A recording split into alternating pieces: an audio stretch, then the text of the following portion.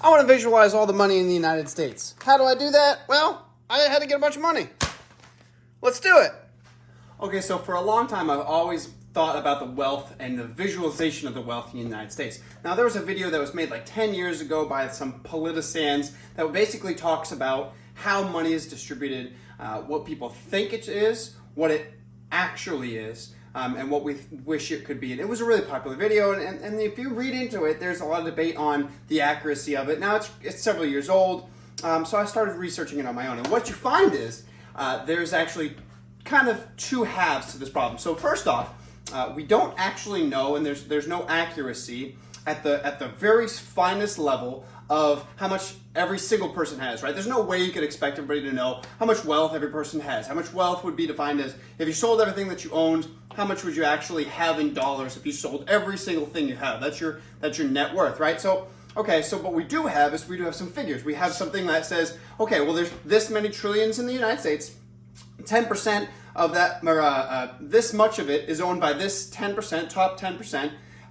This much of it is owned by the next 40%, and then this much of it is actually owned by the next 50%. But that's a little bit deceiving, right? Because that doesn't mean a big chunk is held by 10 out of every 100 people, right? It's just the top 10%. So then what you have to figure out is, okay, then you have to say, well, how many households, because this normally refers to household wealth, how many households are actually represented by that top 10%? How many households are represented by the next 40%? How many households are represented by the bottom 50%? Well, that's actually where it gets interesting, because there is no real good answer for any of those questions. You really have to do some very serious digging and to understand how much the projections would be for how much wealth is held by each percent all the way down. Individual percents, just percent, top 1%, how much wealth do they have? That's actually pretty well documented. There's a lot of studies and a lot of research on that one. But the more granular you get, really the very difficult, nobody knows exactly, truthfully, what the wealth value of the 36% is or the 79th percent is, right? There's just no accuracy there. It's really granular. But that's because nobody's really tried to put the data together. The data exists. It's just you have to kind of smooth it out, and you have to use some a little bit of Sherlock Holmes to try to figure out exactly what's going to be where. So we've done all that, we've done the math on it, and we figured out exactly where the wealth is. So what I'm going to do is I'm going to line this thing up, and I'm going to say, okay, from the number one person out of 100 people, how much wealth do they have? And then we're going to stack it up. Okay, so as you can see, I've laid out all the money, right? Now, there's a big pile here that's sitting out of the corner, but let's just visualize just to start with. So what we have here is at the top is the top quintile, or top quartet. At the top, there's the top 25%. That top 25%, and then the next 25%, 25, 25, right? So let's assume that every person in America is represented by whatever percent that they're in. So every dollar here that you see is the placeholder for where you would sit in your percentage, right? So the bottom 1% would be bottom left. The top 1% would be the top right. So as money goes through, or as income, as net worth changes, whatever percentile you go up, there's your representative.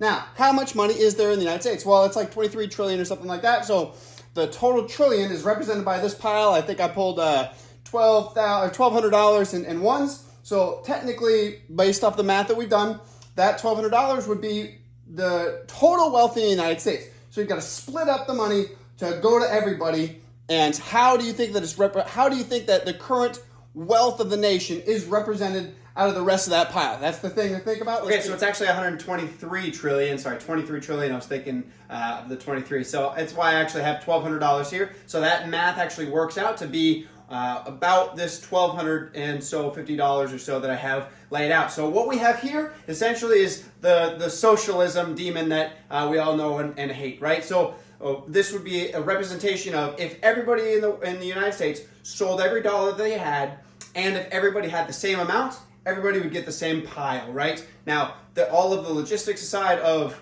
is that feasible and capable is irrelevant. This is just a representation of understanding. This is what it would look like if everybody was worth the same amount. Not talking about how much they would make per year. That would be an annual income discussion. This is again a worth discussion. So, all right. So there's all of the money in America sorted out. Everybody gets the same amount. That's what it would look like. Obviously, nobody thinks that that's reasonable or realistic for a way to run a modern society. But let's play out what we think it should look like. Let's put this together. I think this is a reasonable thing to look like. Let's try it. Okay, so here's what a lot of people would actually dream of the distribution of wealth in America for what it should look like. Okay, so all right, the lowest net worth people in America would only have $2 to their name, right? In this $1,200 pot, they would have $2.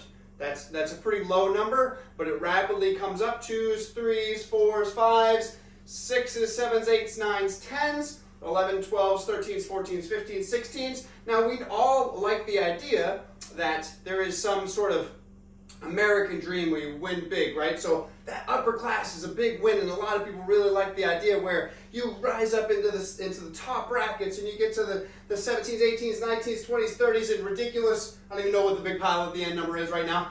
These big numbers are really achievable, but they're also within a reasonable kind of situation of what people seem to be comfortable with as far as how much they're willing to disseminate all of the wealth in America on average to these groups, right? So this is what is close to what is desired for people that think that, okay, if they had all the money and they could distribute it, what would a fair, reasonable, logical, net worth society look like? And this is what society thinks that it should look like.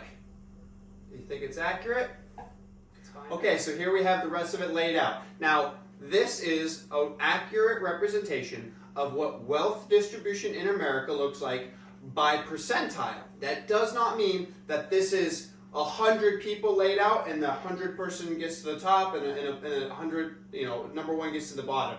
This is a little bit misleading on where all the wealth is, because truthfully, the number of people holding up each of these spots is different. It's essentially a bell curve, quite simply, but that bell curve is a little bit cattywampus. So to understand that truthfully, so you've got on these first rows, the number one percentile all the way up. Now these actually grouping as a negative number. We threw a penny in for them, but they have nothing.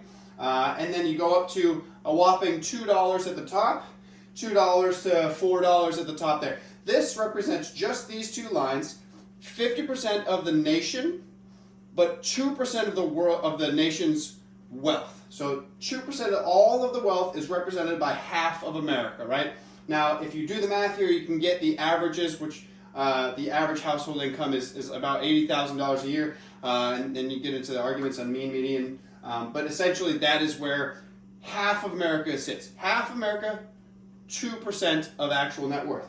Then you get into this line right here. Well, this is actually 40% of America is right here. So 40% of America is the middle class, I guess, if you want to call it that way. So from $4 to, I think, $8 at the top, right? So if you want to call that a middle class, that is where we stand.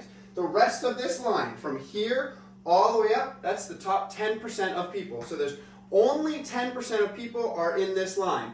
Now it gets a little bit more complicated because now you start pushing up to the top, and what you realize, let's look at it closer. So what you realize here is just how ridiculous this line is going to get. So again, you've got your pennies over here, and then it's a little bit easier to see this line, right? So as it gets bigger and bigger, but now you look, okay, so you're starting to get into the $8, $10, 10s and 10s, 13s, 26s. Now look at this. Look at how ridiculous is this. We jump up to 81 in second place, and then 589. This stack it's just ridiculous to even line up, right? Look at the swath of cash here, and then just look back on the rest of everybody else, and you think, is this the country that we want to live in? Is this truthfully the best way to live, the best way to function a country? Remember, half of America has 2% of the wealth. The middle class, and then the top 10% is this row, right? I know that seems a little counterintuitive, but 40% of America is right here. 10% of America is right there. 10%. Think about the 1% here. Okay, this is the visual that you need to understand and think about when we actually discuss the wealth gap in America.